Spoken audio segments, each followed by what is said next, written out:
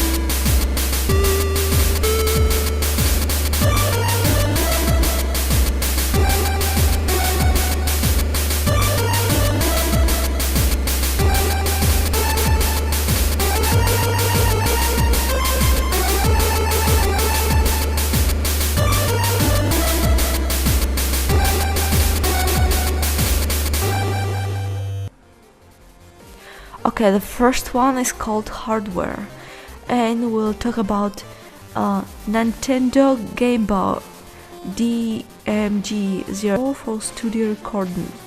The downfall of emulating is sound produced isn't as accurate as with a real Game Boy and can sometimes sound thin or less listenable. Well, if you have seen a live chiptune show, you have probably noticed Game Boys modified with lights, knobs, wires switched, but Nintendo had nothing to do with. Groups like Monolith have made an enterprise of modifying and repurposing Game Boys with backlights. Well, let's talk about the second one, which is called software, and we'll talk about chiptune trackers. Traditional chiptune allow for step-by-step programming of music. Popular trackers include Milky Tracker, Fami Tracker, or producing music for the Nintendo Entertainment System, aka the Famicom. If you're more fan of modern music composing or have some experience with DAWs like Pro Tools Live, GarageBand, VL Studio, and many plugins that can create chiptune waveforms. Oh, chiptune plugins, by the way. Let's talk about chiptune plugins. You can use a Japanese plugin called Magical 8-bit plug. Features 5 waveforms, square, triangle, and some stuff like that. And you can run in any DAW that accepts VST plugins.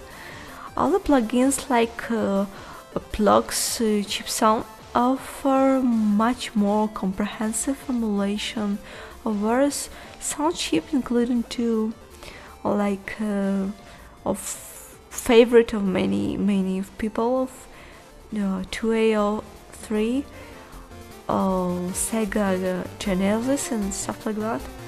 All samples. There are a variety of 8-bit sample packs available online, so you can just download it. The third one way is community. Regular chiptune events such as Philadelphia, 8 Static, so on. YouTube channels such as Chip Music, Chronic have been created to document the show and the global chiptune movement. And number 4 is free music. So one of the main reasons there have been such an explosion in the popularity of chiptunes over the past few years is the growth of communities like 8-bit Collective and 8-bit People, which offer a wealth of free chiptune music for download. Okay, I think it's enough for today, and I'm reminding you that on Music on the Background belongs to the artist called Massive Until Morning, but we're not gonna wait until morning, I guess. I think we're gonna sleep because it's night. So right now we will listen to the same artist called Iguana Glue, and the name of the track is a Stereo Rain. Interesting, Stereo Rain.